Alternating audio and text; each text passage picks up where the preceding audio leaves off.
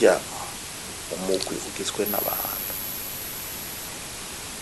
mu gihe umugwi ugizwe n'abantu hanyuma abo bantu bawugize ukabatumira, uba uri wa muntu nyene, uba uri wa mugwi nyene, ntaco ugomba kubuza abantu kwitaba mu gihe baba batumiye bose. Igihe rero duherukira Arusha, ico twasanze n'iki nuko ubwa mbere na mbere hoho abategura ubutumire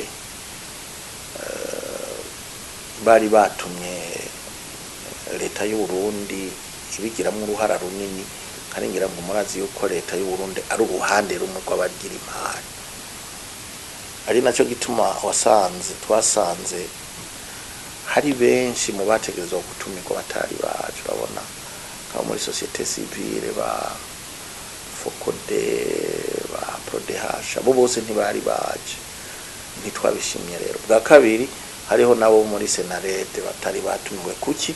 Kuko muri Senarede bagiye baritorera umwe bashatse, ibyo navyo ntivyemerwa.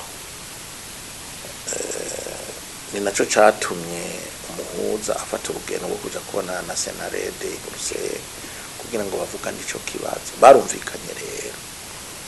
Barumvikanye kandi nawe yarabonye yuko Senarede ari umugwi uriho kandi ukomeye kandi wubatse nk'uko bari babibabwiye, ariko